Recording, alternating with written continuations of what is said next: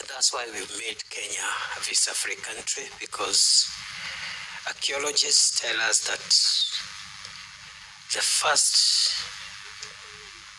the origins of human beings can be traced to a place called Turkana in Kenya. So any person who is a human being coming to Kenya is coming home. So welcome home. And the more reason why the government had decided to make Kenya visa-free, because people don't get visas to go home. And we've just asked for some information, those who are coming home, so that we know, for purposes of making sure that our borders are secure. And the little matter about the electronic travel authorization is just to make sure that we know who is coming back home, so that we can prepare for your homecoming and treat you well, and also prevent those who may want to take advantage of coming home. If they have other intentions, we prevent them from coming. So I know we have some administrative and procedural issues we are dealing with gradually, and we'll straighten up that space to make sure we make it much easier for anybody visiting Kenya to come freely and also live freely when it is their time to go to other destinations. We're here, PS Raymond for internal security, PSB, our brother PS from Tanzania, responsible DG for immigration, our subnational security officials, regional commissioners, police commanders, county commissioners, civil society organizations who are represented here, members of the press, of informing our people, all of us, good morning. Good morning again. This conference is about border control and border management, and allow me just to highlight a few things that are connected with our being here. First, it is with a profound sense of duty that I stand before you today for this inaugural National Border Management Conference.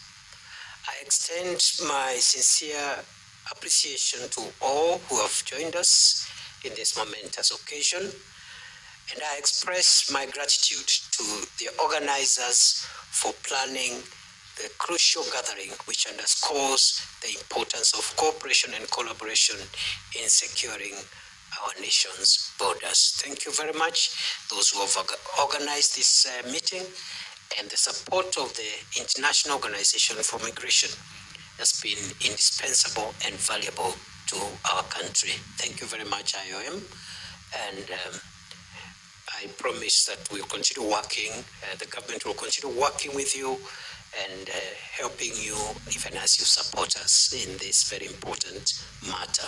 Ladies and gentlemen, fellow delegates, as we convene here today, it is imperative that we reflect on the critical role that border management plays in safeguarding our nation's sovereignty, protecting our citizens, and promoting regional stability.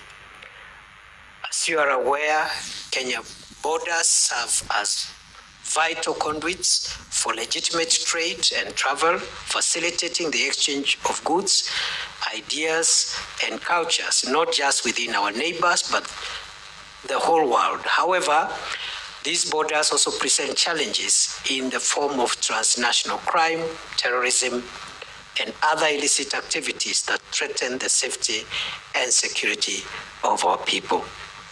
Therefore, it is our understanding that borders and border control activities and programs are about laws, policies, institutions, institutional approaches, actions, and programs to regulate cross-border movement of people, goods, and even animals. And the aim is to protect the homeland and go entry, illicit activity, and other threats. I also want to, by way of setting the context and the environment for this conference,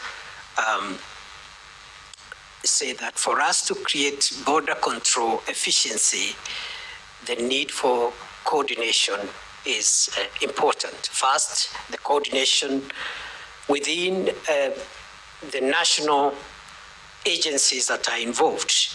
And here in Kenya, we have the Border Control Operations Coordinating Committee, BCOCC, which is chaired by the PS responsible for internal security, which exercises oversight over operations of respective agencies at the ports of entry and exit, and also formulating and implementing policies for the management and control of our borders. Other than the intra-national cooperation, there is, of course, need for bilateral coordination, which is the reason why all our brothers and sisters from the neighboring countries are here, because we are all one, and what they are doing in their countries is important to us, the same way what we are doing here in Kenya is important to them. And of course, the need for multilateral and global coordination. And that's why we have our friends and partners, brothers and sisters from outside the immediate neighborhood.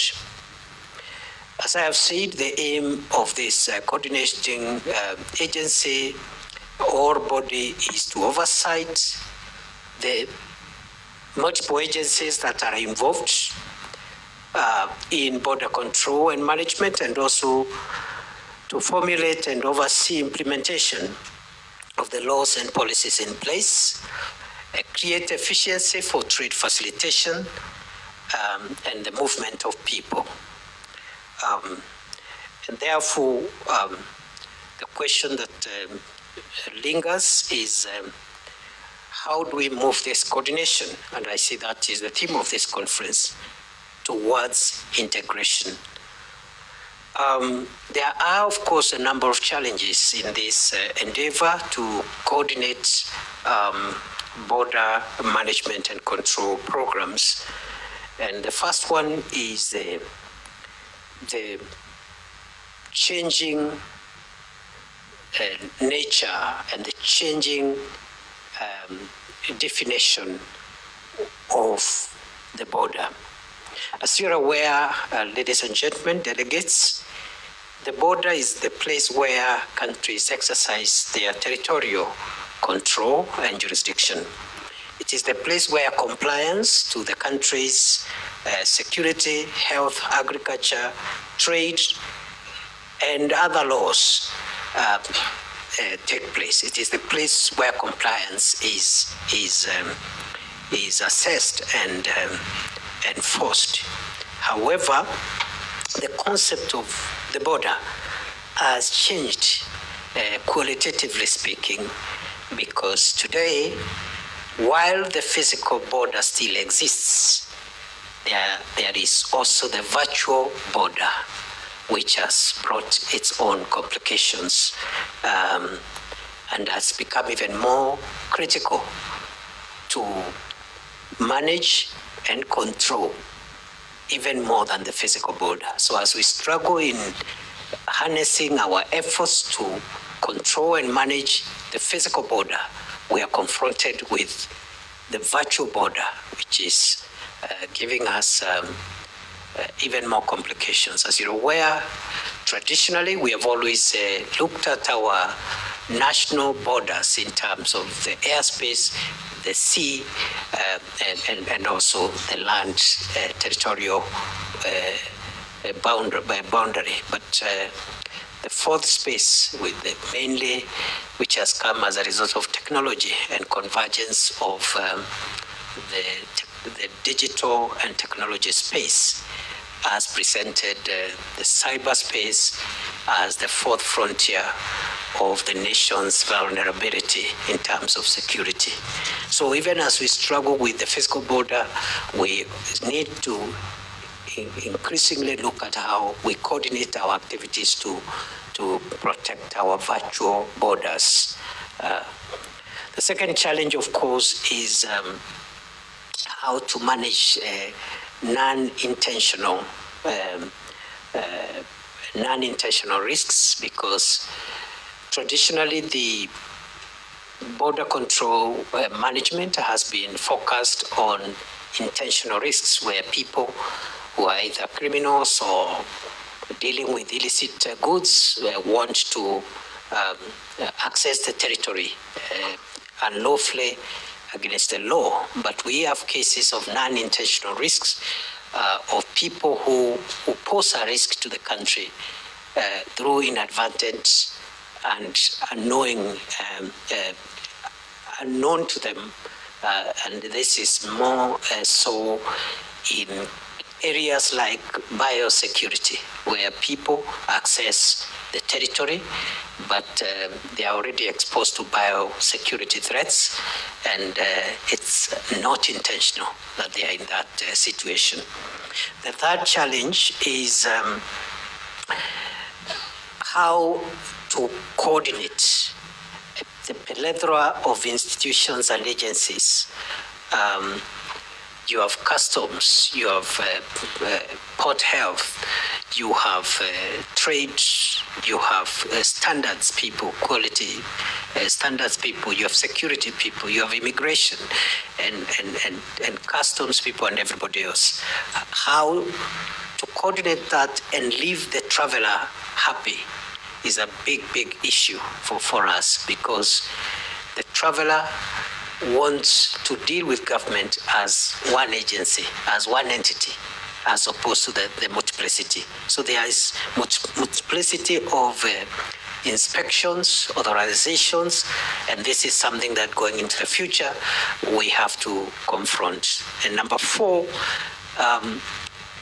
because of the complexity of the security threats that we continue to face across the world, there is need for huge investments in border control technology. And for many countries, including countries that are fairly well off economically, managing borders in the light of modern threats requires huge resources, and not many countries are able to put together the kind of technology that is required for effective border control and management, including the virtual border that I talked about.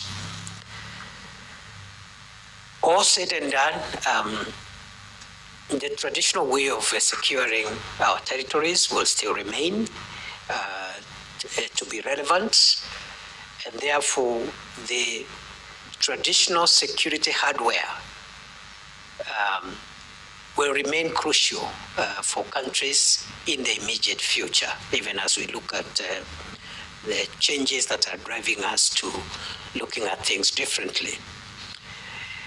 In this regard, I am pleased to report that the government of Kenya has made significant investments in equipping our security forces with the latest equipment, technology, and resources to combat threats to our national security.